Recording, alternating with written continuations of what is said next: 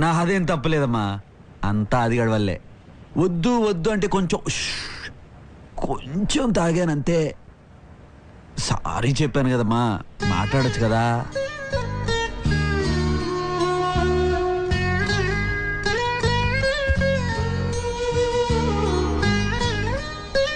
అమ్మా